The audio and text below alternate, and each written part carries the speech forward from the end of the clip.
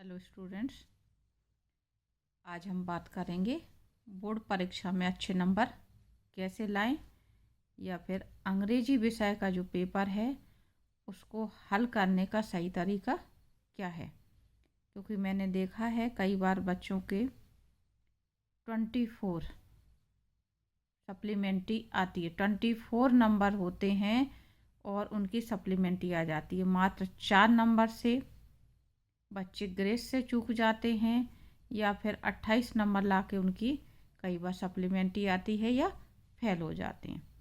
तो यहाँ पे आप कुछ कॉमन गलतियाँ कर जाते हैं बोर्ड एग्ज़ाम में। ये बात बता दूँ मैं, ये जो मैं तरीका बता रही हूँ ये 10th के लिए और 12th के लिए दोनों के लिए ही समान रूप से उपयोगी है। तो जो बच्चे 10th की बोर्ड एग्ज़ाम देने जा रहे हैं या 12th की बोर्ड एग्ज़ाम देने जा रहे हैं वो इस वीडियो को ज़रूर देखें। और जो कॉमन सी गलतियां मैं बता रही हूँ बच्चे करते हैं तो हमें उन गलतियों से बचना है। ये मैंने थोड़ा सा ये लिख करके रखा हुआ है कि यहाँ पे इस तरह से आपकी जो बोर्ड की कॉपी मिलती है, यहाँ पे रोल नंबर रहता है और यहाँ पर आपकी कॉपी जो रहेगी उसमें एक तरफ इस तरह से नंबर डले होते हैं, क्वेश्चन नंबर और यहाँ पे प्राप्तांक। मैंने सब कुछ हिंदी में इसलिए लिखा है कि किसी भी बच्चे को समझने में दिक्कत ना हो। प्रश्न नंबर आपके पेपर में जितने होते हैं कॉपी में यहाँ पे एक साइड डले होते हैं, उसी के ठीक सामने आपका ये प्राप्तांक का कॉलम भी रहता है। इस तरह से मैंने डबल कर रखा है, इसी तरह से वहाँ पर भी डबल रहती। तो जब भी कोई एग्जामिनर कॉपी चेक करता है किस क्वेश्चन में कितने बच्चे को अंक दिए गए हैं वो उनको यहाँ पे नोट करना रहता है। जो ये बात बच्चे नहीं समझते, सबसे पहली कॉमन गलती जो बच्चों की है वो यही है कि बच्चे अपनी कॉपी में नंबर नहीं डालते, क्वेश्चन नंबर नहीं डालते हैं और हड़बड़ाहट में रहते हैं। तो सबसे पहले हमको जब कॉपी मिलती है या हमको जब वहाँ पे पेपर मिल जाता है, पहला काम है हमारा, मैं सैम्पल पेपर के आधार पे थोड़ा सा समझा रही हूँ कि जैसे मान लो हमारा ये पेपर है, यहाँ पे इंस्ट्रक्शन दिए हुए हैं। तो सबसे पहले आप ध्यान से ये इंस्ट्रक्शन को पढ़ लें कि क्या करना है आपको, कितने क्वेश्चन हैं, क्या है, सब कुछ यहाँ पे क्लियर रहता है। बाकी के और विषय के जो आपके पेपर रहते हैं उसमें शब्द लिमिट भी दी रहती है। तो आपको ये भी ध्यान रखना है कि कहाँ से कहाँ तक क्वेश्चन आपके 1 अंक के हैं या एक शब्द के हैं या फिर 20 वर्ड्स है, मतलब आपके लघुत्तरी, अति लघुत्तरी या दीर्घोत्तरी क्या है, उस हिसाब से आपको आंसर लिखने की कोशिश करनी।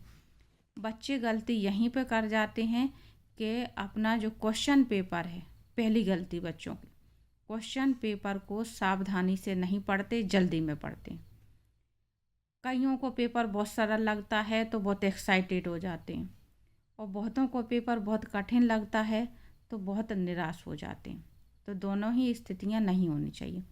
सबसे पहले आप पेपर को ध्यान से पढ़ें और सावधानी से आपको पहले क्या करना है वो डिसाइड करना है, शांति से। अभी तक आपके इंग्लिश के पेपर में टेक्स्ट बुक का जो कुछ भी याद किया हुआ हिस्सा रहता था वो सेक्शन डी में रहता था। मान लो आप सेक्शन डी पहले हल करना चाहते हैं क्योंकि इसमें क्वेश्चन आंसर आपके अधिकतर याद करे हुए रहते हैं। तो अगर इसको पहले हल करना है, टाइमिंग बांट लें आप। सेक्शन डी के लिए आपकी टाइमिंग 1 घंटे होना चाहिए। सबसे पहली बात, हम जब प्रैक्टिस करते हैं तो आपको टाइमिंग से प्रैक्टिस करनी है। सेक्शन डी आप 1 घंटे में हल कर लेंगे तो आपका बाकी का पेपर बहुत आसानी से हल हो जाएगा। तो हम सेक्शन डी करने जा रहे हैं तो सबसे पहले हम इस तरह से हेडिंग डालेंगे। अब मैं यहाँ पे ये बताना चाह रही हूँ आपको कि आपने जब कॉपी में लिखना ही शुरू किया है, पहली चीज़ ही डाल रहे हैं आप, तो उसको एक मैंने ये लिखा हुआ है, एक मैंने ये लिखा हुआ है, तो दोनों में से किसका प्रभाव ज़्यादा आपको दिख रहा है? ये दिख रहा है आपको। तो जैसा कि मैंने अभी कहा, first impression is the last impression. अगर आप इस तरह से हेडिंग डालते हैं किसी भी चीज़ की अच्छे तरीके से, जैसे मैंने यहाँ पे ये लाइन वगैरह खींच दी है, कॉलम बना दिया है, क्योंकि आपके पेपर में भी इस तरह से बना हुआ आता है, तो इन चीज़ों को हमको ध्यान रखना है कि हम क्या करेंगे, कोई भी चीज़ को बड़े सुंदर तरीके से लिखेंगे। आपको पेपर कितना हल करना आता है नहीं आता है वो एक अलग बात है, लेकिन हर चीज़ को अगर आप सुंदरता से प्रेजेंट करेंगे तो उसका एग्जामिनर पर अलग ही असर पड़ेगा। आपको खुश होना है तो एग्जामिनर को खुश करना पड़ेगा, ये बात आप हमेशा ध्यान रखें। दूसरी चीज़ यहाँ पे ये डाल लिया। अब आप क्वेश्चन नंबर जो डाल रहे हैं वो क्वेश्चन नंबर आपको यहाँ नहीं डालना है, यहाँ पे डालना है। जिस भी क्वेश्चन नंबर को आप कर रहे हैं, यहाँ पे बहुत कॉमन सी एक गलती फिर से मैं बता रही हूँ। जैसे मैं आपको एग्जाम्पल ले रही हूँ, यहाँ पे है आपका क्वेश्चन नंबर 12। सबसे पहले हम सेक्शन डी में क्वेश्चन नंबर 12 से स्टार्टिंग करेंगे। तो यहाँ पे मैंने क्वेश्चन नंबर 12 डाल दिया। क्वेश्चन नंबर ना डाल करके आप चाहें तो आंसर नंबर 12 डाल दें। यहाँ पे ज़रूरी नहीं है आप कर्सिव राइटिंग में लिखें, लेकिन अगर आपको आती है तो आप इस तरह से लिखें, उसमें कोई दिक्कत नहीं। लेकिन बच्चे यहाँ पे क्या गलती कर जाते हैं, मैंने ये देखा है कई बार,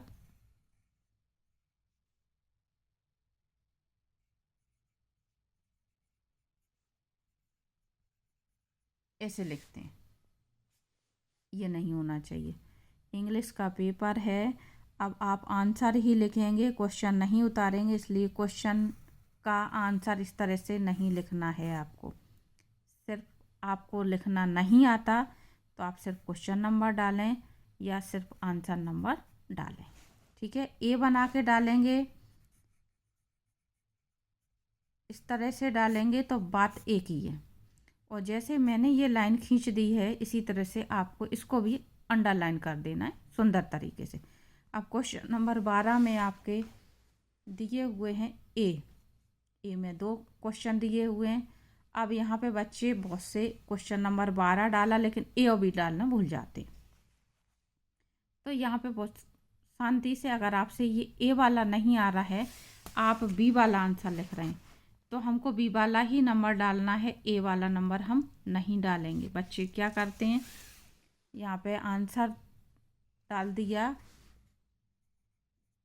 ए और आंसर लिख रहे हैं इसका, तो ये बहुत बड़ी गलती है।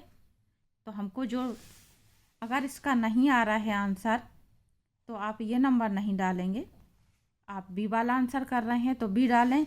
और अच्छा, यहाँ पर 1 और 2 भी नहीं डालना है आपको, जो आप 1 और 2 डाल देते हैं।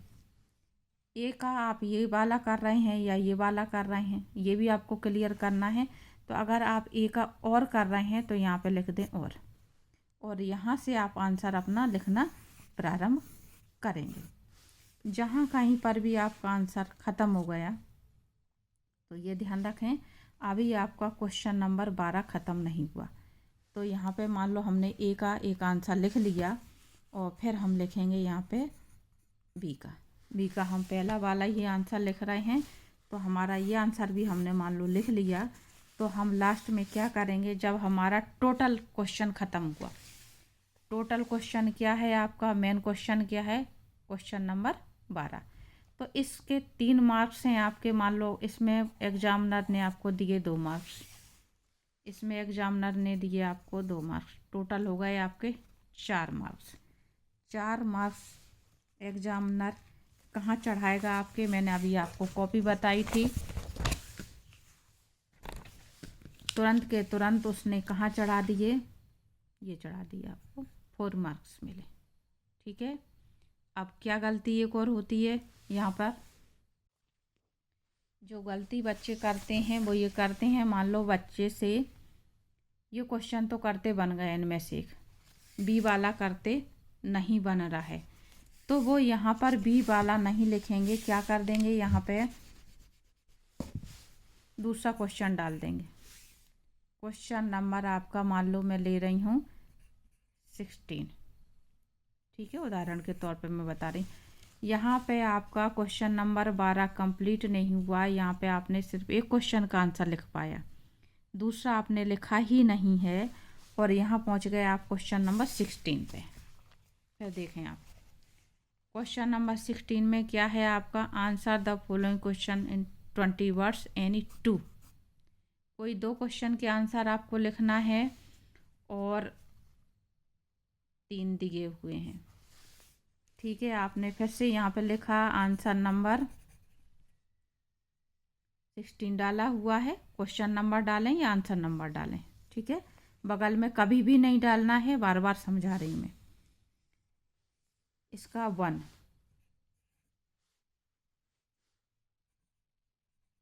आंसर नंबर 16 का 2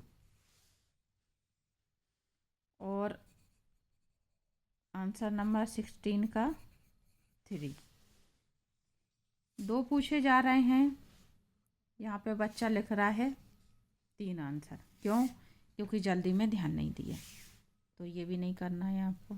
ठीक है, अब यहाँ पे मैं जो गलती समझा रही थी वो ये समझा रही थी कि यहाँ पे आपने सिर्फ एक क्वेश्चन का आंसर लिखा, दूसरा आप छोड़ गए।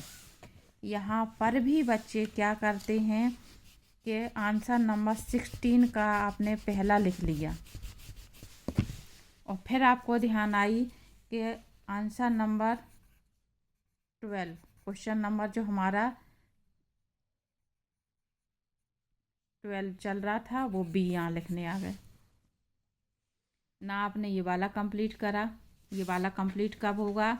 जब आप एक साथ दोनों के आंसर लिखेंगे, तब आपके ये 16 क्वेश्चन के नंबर कहाँ चढ़ने हैं? एग्जामिनर को यहाँ चढ़ाने हैं आपके। ठीक है, अब अगर आपने यहाँ पे क्वेश्चन नंबर 12 का एक लिखा और दूसरा छोड़ दिया, तो एग्जामिनर ने क्या समझा कि आपको नहीं आता है, तो उसने यहाँ पे क्या चढ़ा दिए आपको? फर्स्ट नंबर के क्वेश्चन में 2 मार्क्स मिले तो ये 2 चढ़ा दिए। वो ढूंढता नहीं फिरेगा आपकी कॉपी में कि आपने इसका सेकंड पार्ट कहाँ हल किया हुआ है। तो ये बहुत बड़ी गलती है। यही गलती बच्चे आगे भी दोहराते हैं कि यहाँ पर आपने फिर से छोड़ दिया और इस क्वेश्चन के बीच में ही दूसरा क्वेश्चन फिर से डाल दिया, तो एग्जामिनर क्या करेगा? इसको यहाँ पे काट देगा। आपका बाद का याद करा हुआ आंसर, इसका जो हिस्सा था वो यहाँ पे क्या हुआ? कट हो गया। तो ये बात आपको आगे भी ध्यान रखनी है। आगे के क्वेश्चन में भी आप ध्यान रखेंगे बहुत सावधानी से। आंसर यानी 3, तो आपको ध्यान से 3 करने, यानी 2 है तो आपको 2 ही करने हैं। यहाँ पर भी आपको 2 करने हैं, तो अब जो नंबर आपके इसमें डले हुए हैं आप आंसर नंबर वही डालेंगे।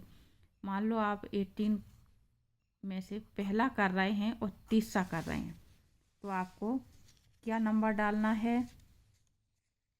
यहाँ पे आपको आंसर या क्वेश्चन नंबर तो हम मेन यही डालेंगे। Question number 18, answer number 18। और जब हम लिखना प्रारंभ करेंगे तो हमने कौन सा आंसर लिखना प्रारंभ करा है? 18 का 1, तो यहाँ पे हमने आंसर लिख दिया मान लो। ठीक है,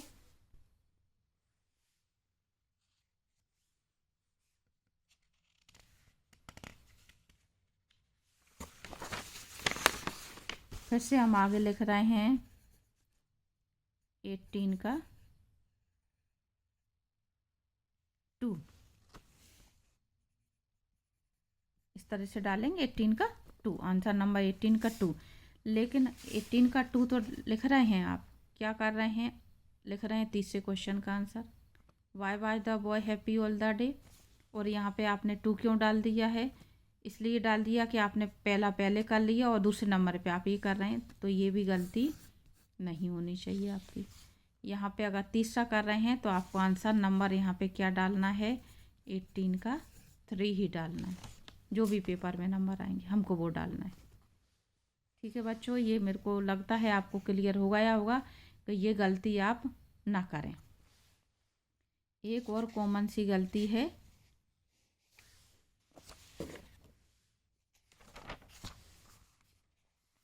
सेक्शन सी में। सेक्शन सी में ये आपके दिए हुए हैं एनी 5, यहाँ पे दिए हुए हैं आपके 7। जल्दबाजी में बच्चे नहीं ध्यान करते, साथ के साथ उतार के रख जाते हैं। तो ये आपको फिर से समझा रही, पेपर बहुत सावधानी से पढ़ना है। कितने करने हैं आप वो देखें और आपसे जो बन रहे हैं वो करें। एक बहुत बड़ी मिस्टेक जो है वो आंसर नंबर 7 का ए कर रहे हैं हम। इसमें आपके जो नंबर डले हुए हैं वो ये डले हुए हैं, ठीक है।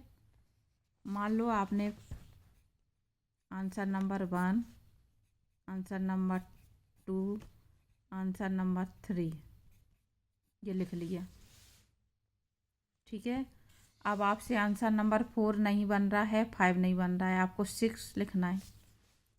तो यहाँ पे आप आंसर नंबर 6 नंबर ही डालेंगे, यहाँ पे आप 4 नहीं डालेंगे, ये आप डालेंगे, ठीक है। अब ये कितने हुए, 1 2 3 4 5 हो गए आपके। तो आपको चुनाव कर लेना है। लेकिन ये करते समय भी एक और बड़ गलती जो है बच्चे क्या करते हैं, ये पहला करा और फिर उन्होंने चौथा कर दिया, फिर दूसरा कर दिया, फिर पांचवा कर दिया, फिर तीसरा कर दिया, क्योंकि पहले उनसे बन नहीं रहा था। फिर उन्हें लगा कि ये हो जाएगा, ये हो जाएगा, तो ये क्रम इन्होंने चेंज कर दिया, पहला चौथा ये नहीं करना चाहिए। ऑब्जेक्टिव जब भी आएंगे किसी भी विषय में तो आपको इनका क्रम चेंज नहीं करना है, ये बहुत खास बात ध्यान रखनी है। दूसरी बात जो ध्यान रखनी है, ये नंबर चेंज कर देते हैं बच्चे। जैसे 12th क्लास में ऑब्जेक्टिव आते हैं ABCD इस तरह से। तो अगर आपके यहाँ पे ABCD डला हुआ है तो आपको आंसर लिखते समय इन्हीं चीज़ों का प्रयोग करना है। फिर हम 1 2 3 4 नहीं लिखेंगे और इस तरह के 1 2 3 4 भी नहीं लिखेंगे। हमें अपने मन से कुछ भी नहीं बनाना है। ये आपके ऑब्जेक्टिव दिए हुए हैं 3-3, किसी में 2। तो अगर किसी बच्चे को नहीं आते हैं तो भी आपको अंदाजे से इनमें भर के आना है। बहुत से बच्चे कॉपी खाली छोड़ देते हैं, तो ये भी ध्यान रखें आप कि आपको बने या ना बने, इन्हें सावधानी से आपको करना है। बहुत से बच्चे ये सोच करके छोड़ देते हैं कि लास्ट में देखेंगे और लास्ट में करना भूल जाते हैं। तो आप अपनी कॉपी में पीछे रफ काम में इस तरह से कुछ लिख करके रखें, नोट नंबर या क्वेश्चन नंबर 7A देखना है या करना है या आधा है, इस तरह से आप अपने नोट बनाते चलें। पीछे रफ काम में आपको कोई नहीं देख रहा है, हमें हमेशा इस तरह से नोट बना के चलना है और लास्ट में इसको देख लेना है। एक चीज़ और ध्यान रखें आप कि बच्चे जो शुरुआत करते हैं पेपर करने की, तो उसमें नया पेन ले जाते हैं बच्चे। तो नया पेन नहीं ले जाना है आपको, ये ध्यान रखें। पेन थोड़ा सा आपका चला होना चाहिए, आपके हाथ को जो है वो प्रैक्टिस होनी चाहिए कि आप किस पेन से लिख रहे हैं। तो जब आपका एग्ज़ाम आने वाला है तो आप आदत डाल लें कि आपके किस पेन से राइटिंग अच्छी आती है और उस पेन से प्रैक्टिस करें, ताकि आपकी उंगलियों को उस चीज़ की हैबिट हो जाए, परीक्षा में आपको लिखने में दिक्कत ना पड़े। और जहाँ कहीं पर भी आपको हेडिंग डालने की ज़रूरत पड़ रही है आपके पेपर में, तो आप काले पेन का यूज करें और एक नीले पेन का यूज करें। जब भी हेडिंग डालनी है आपको तो आप हमेशा काले पेन का ही यूज करें। जैसे आप ये देख रहे हैं डू एज डायरेक्टेड लिखा हुआ है, ये बाकी की अपेक्षा बोल्ड अक्षर है, ये भी आपका बोल्ड है, ठीक है ना। तो ये बात हमें भी ध्यान रखनी, ये और भी बोल्ड है। आप चाहें तो नीला स्केच पेन ले जाएं, जब ज़रूरत पड़ती है तो इस तरह की मेन हेडिंग जो है आपकी वो आप काले पेन से या स्केच से डाल दें, तो ये आपका काम हो जाएगा, क्योंकि उस तरफ क्या होता है ज़्यादा ध्यान जाता है। सेक्शन डी हल करने के बाद आपको सेक्शन सी हल करना है 20 मिनट में, 20 मार्क्स के हैं और इनको हल करने में आपको ज़्यादा टाइम नहीं लगता है। इनमें से जो आपको बनेंगे आप वही हल करेंगे, वही नंबर डालेंगे। फिर से समझा रही हूँ, ये नंबर चेंज नहीं होने चाहिए आपके, ठीक है। ये 20 नंबर करने के बाद आप पहुँचेंगे अपने लेटर और एप्लीकेशन पे। ये जो भी क्वेश्चन नंबर है, बच्चे यहाँ पर भी बहुत बड़ी गलती करते हैं कि लेटर लिख रहे हैं या एप्लीकेशन, ये नहीं डालते। ये क्वेश्चन नंबर 4 डाला हुआ है, यहाँ पे एक एप्लीकेशन आई है राइट एन एप्लीकेशन, और यहाँ पे आया हुआ राइट अ लेटर। तो ये लिखते समय आपको हेडिंग डालना है कि आप लेटर लिख रहे हैं या फिर एप्लीकेशन लिख रहे हैं। लेटर एप्लीकेशन के लिए एक ख़ास बात और ध्यान रखनी है कि लेटर एप्लीकेशन का क्वेश्चन हमेशा आपको शुरुआत से ही लिखना है। जहाँ कहीं पर भी आपके ऊपर कॉपी है, हम हेडिंग वहीं डालेंगे इस तरह से, और फिर हम यहाँ से लिखना शुरू करेंगे। या फिर आप एप्लीकेशन लिख रहे हैं तो यहाँ पे इस तरह से हेडिंग डाल दें एप्लीकेशन, और टू द, इस तरह से आप एक ही सीध में इस चीज़ को प्रारंभ करेंगे। एप्लीकेशन लिखते समय यहाँ पे आपके स्कूल का नाम वगैरह दिया रहता है, उस चीज़ को ध्यान में रखें। आपका नाम क्या है वो दिया हुआ है, वो भी ध्यान रखना है। और बहुत तरीके से शांति से सब कुछ लिखना है। ये आपको सब कुछ क्लास में समझा दिया जाता है एप्लीकेशन कैसे लिखनी रहती है। तो आपको जो मेन बात है ये कि ये बच्चे भूल जाते हैं। अच्छा, ये डालते समय आप देखो, मैंने आपको यहाँ पे ये लिख दिया है लेकिन क्वेश्चन नंबर नहीं है, और यही गलती बच्चा बहुत ज़्यादा करता है कि यहाँ पे हेडिंग डालने के चक्कर में क्वेश्चन नंबर नहीं डाला है। तो यहाँ पे क्वेश्चन नंबर फिर से याद दिलवा रही हूँ कि डालना बहुत ज़रूरी है। वहाँ पे जो भी एग्जामिनर होते हैं उनके पास पेपर नहीं होता है, वो आपके नंबर कहाँ पर चढ़ाएंगे, यहाँ पे कहाँ ढूंढेंगे कि कौन से क्वेश्चन का आंसर लिखा है आपने, किस में नंबर चढ़ाएं, तो उनके लिए दिक्कत खड़ी हो जाती है। तो आपको बहुत ज़्यादा ध्यान रखना है कि आपका क्वेश्चन नंबर 4। उसी तरह से जब आप ऐसे लिखेंगे, क्वेश्चन नंबर 6 दिया हुआ है आपका, right a paragraph in about 80 words, इसके अथवा में आपका आया हुआ है ऐसे। तो आप अगर ऐसे डाल रहे हैं तो ध्यान रखें क्वेश्चन नंबर यहाँ पर भी बच्चे भूल जाते, क्योंकि यहाँ क्वेश्चन नंबर नहीं डाला है, ठीक है। यहाँ पे क्वेश्चन नंबर नहीं डाला है तो बच्चा क्वेश्चन नहीं डालता है। तो आपको ये ध्यान रखना है क्वेश्चन नंबर क्या था, ये था। तो यहाँ पे आपको इस बात को बहुत खास ध्यान रखना, सबसे ज़्यादा बच्चा क्वेश्चन नंबर इसी में डालना भूल जाता है। तो ये आप पैराग्राफ कर रहे हैं या आप ऐसे कर रहे हैं, उस ऐसे की हेडिंग आपको बहुत सुंदर अक्षरों में डालना है। जैसे आप डाल रहे हैं साइंस, जो मैंने आपको कहा कि आपको स्केच लेके जाना है या काली पेन लेके जाना है, तो आप इस तरह से बहुत सुंदर तरीके से जो भी ऐसे लिख रहे हैं उसकी हेडिंग डाल दें, यहाँ पे आउटलाइन डाल दें काले पेन से, और फिर बीच बीच में हेडिंग डाल करके आप लिखते चलें, ठीक है। लेटर और एप्लीकेशन आपको पौन घंटे में पूरा कर लेना। 15 मिनट में आपकी लेटर एप्लीकेशन हो जाना चाहिए और आधा घंटे में आपका ऐसे हो जाना चाहिए। फिर हम आते हैं सेक्शन ए पर, लास्ट में ही करना है बच्चों। अगर आपका टाइम आप बचा सकते हैं कहीं पर तो उसका यूज हमको यहाँ करना है। जिन बच्चों को ज़्यादा कुछ करना नहीं आता है इंग्लिश के पेपर में और टाइम की बचत है, तो इस चीज़ पे आपको मेहनत कर लेनी कि इसमें से आप क्वेश्चन को बहुत शांति से आसानी से ढूंढें। इसमें भी आपको ये क्रम चेंज नहीं करना है। यहाँ पे अगर ये क्रम चेंज कर दिया आपने, यानी आपने क्वेश्चन नंबर 1 का आंसर पहले ना लिख करके 3 का पहले लिख रहे हैं, 4 का पहले लिख रहे हैं, तो ये नहीं करना है आपको। मान लो आपसे नहीं बन रहा है,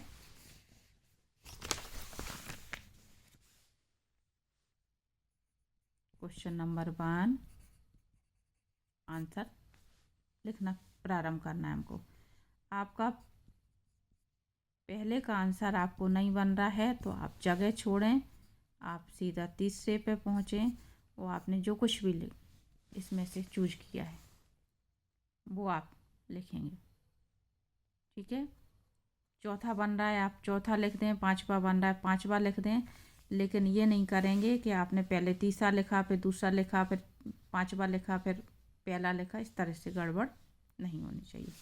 आपके 15 मिनट डिवाइड होते हैं इसमें। 15 मिनट में आपका ये पैराग्राफ, 15 मिनट में ये पैराग्राफ और 15 मिनट में ही आपका ये थर्ड पैराग्राफ। 15 मिनट के लिए सबसे लास्ट में आपको करना है नोट्स मेकिंग, क्योंकि इसमें बच्चों को सबसे ज़्यादा दिक्कत पड़ती है। तो सबसे लास्ट में, क्योंकि अगर आपके पास टाइम की बचत हो जाती है तो ठीक है, लेकिन टाइम की अगर कमी होती है तो आप ये बहुत अच्छे से नहीं कर पाते हैं, तो बहुत जल्दी में फिर इसको बनाने की कोशिश आप करेंगे। और बाई चांस अगर आपका छूट भी जाता है तो इसको आप वैसे भी बहुत अच्छे से नहीं कर पाते तो कोई दिक्कत भी नहीं होगी, लेकिन आप कोशिश ये करेंगे कि आपको पेपर पूरा हल करना है हर हाल में। बहुत से बच्चों के पास ये अनसीन पैसेज के लिए फुर्सत ही नहीं होती है। अगर ऐसा हो रहा है आपके साथ कि आपने टाइम बर्बाद कर दिया और आप नहीं पढ़ पा रहे हैं अनसीन पैसेज, तो ये जो ऑब्जेक्टिव दिए हुए हैं फुर्ती में, आप फिर एक क्वेश्चन को हल कर पाएँ। इससे अच्छा ये कि ऑब्जेक्टिव को फटाफट आप देखें और तुरंत कुछ ना कुछ आंसर इसमें लिख दें। इसी तरह से इसमें भी कुछ ना कुछ आंसर लिख दें और फिर अगर टाइम बचता है तो आप क्वेश्चन ढूंढने की कोशिश करें। अनसीन पैसेज पढ़ते समय टाइम की बचत करनी है, तो ये ध्यान रखें। पहले हम क्वेश्चन पर निगाह मारेंगे, क्वेश्चन को ध्यान से पढ़ने के बाद बहुत फुर्ती में हमको उन शब्दों को ढूंढ करके पेपर को करना है। ज़्यादा टाइम बर्बाद हम इसमें नहीं करेंगे। कॉपी लेने से 10 मिनट पहले बच्चों वहाँ घंटी बज जाती है, तो आपको ध्यान कर लेना है फुर्ती में पेपर को पलट के कि ऐसी कोई चीज़ तो नहीं रह गई है जो आपने छोड़ दी हो। कई बार बच्चे जल्दबाजी में इन चीज़ों को, खास करके इनको छोड़ देते हैं।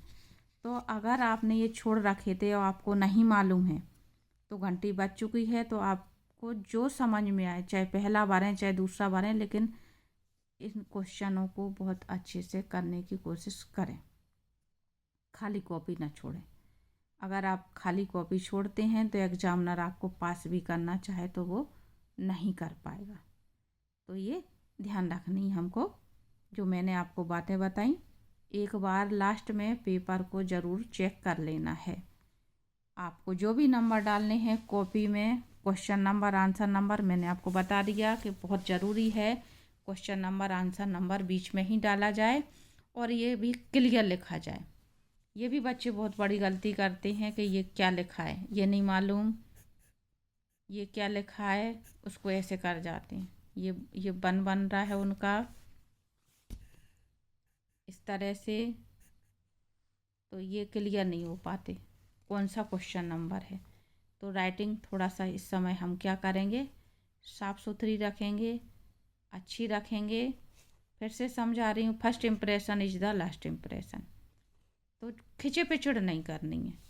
अगर कहीं आपको स्पेलिंग नहीं आती है, कोई चीज़ नहीं आता है, तो आप काटा पीटी ना करें। कोशिश ये होनी चाहिए कि आप काटा पीटी ना करें, क्योंकि उससे इम्प्रेशन खराब होता है। एक और बहुत कॉमन सी गलती जो बच्चे ऐसे लिखते समय करते हैं, निबंध जब आप लिखते हैं तो आपको कोटेशन देना है, हेडिंग देनी है। यहाँ पे आपकी जो भी हेडिंग है, मान लो आपने दे दी, फिर आपने लिखा इंट्रोडक्शन, और निबंध यहाँ से आप लिख रहे हैं, बीच में आप शब्द भूल गए और आपने यहाँ लिख दिया, बीच में आपने गैप छोड़ दिया क्योंकि यहाँ पे आप शब्द भूल गए। तो ये नहीं करना है, ये गलती नहीं होनी चाहिए कि आप ये दिखाएं कि आप भूल रहे हैं। फिर एक और बहुत बड़ी गलती कि कई बार बच्चों को टाइम कम पड़ जाता है तो वो निबंध आधा लिख के आ जाते हैं। मान लो हमारे इसमें इस तरह से 8 हेडिंग है टोटल, यहाँ से यहाँ तक 8 हेडिंग है। तो अगर आपको टाइम की कमी पड़ रही है, कंक्लूजन लिखे बगैर आपका निबंध पूरा नहीं होता है। तो अगर आप आधा निबंध छोड़ देंगे तो मार्क्स भी आपको आधे में से ही मिलेंगे, नंबरिंग आपकी आधी हो जाएगी। तो कोशिश ये करें, जैसे मान लो मैंने कहा कि आपके पास टाइम कम है, आपने जो भी हेडिंग डाली उसकी 2 लाइनें कंप्लीट कर दी आपने, फिर आपने अगली हेडिंग डाली यहाँ पे, उसकी 2 लाइनें कंप्लीट कर दी और यहाँ पे लाइन छोड़ के रखी। जब हम जल्दी में लिखते हैं तो यहाँ पे आपने अगली हेडिंग डाली तीसरी और यहाँ पे 2 लाइनें लिख दी, चौथी हेडिंग डाली 2 लाइनें लिख दी। इस तरह से आपको आपकी जो 8 हेडिंग थी वो कंप्लीट कर लेनी फुर्ती में। बहुत ज़्यादा एक ही हेडिंग का आप विस्तार लिखने में लगे रहेंगे तो आपका निबंध छूट जाएगा। तो अगर ऐसी संभावना है तो आप कोशिश करें कि आप पॉइंट पूरे लिखें और सिर्फ 2-2 लाइनें लिख करके जगह छोड़ के रखनी है, ठीक है।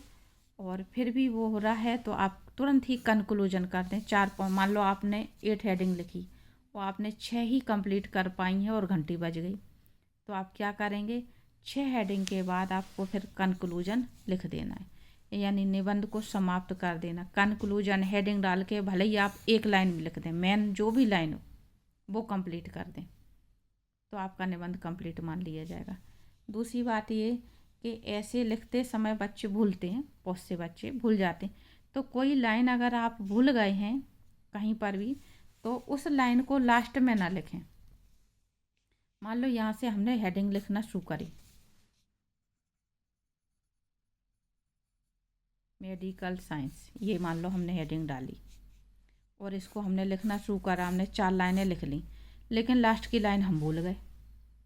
तो भूली हुई लाइन लास्ट में नहीं लिखनी, आप आधी नहीं छोड़नी है लाइन। अगर आप लाइन भूल रहे हैं तो उस पूरी लाइन को गायब कर दें तो कोई दिक्कत नहीं होगी। ये बहुत बड़ी गलती करते हैं बच्चे, आधी लाइन यहाँ लिखी आधी लाइन उधर लिखी, सेंटेंस का पूरे का मीनिंग नहीं निकल पा रहा तो टीचर को समझ में आ जाती है कि बच्चा गड़बड़ कर रहा है। तो ये नहीं दिखाना है और आपको कंक्लूजन करके ऐसे को कंप्लीट कर देना है। कुछ बातें मैंने जो बताई हैं उम्मीद करती हूँ आप इन बातों को ध्यान रखेंगे।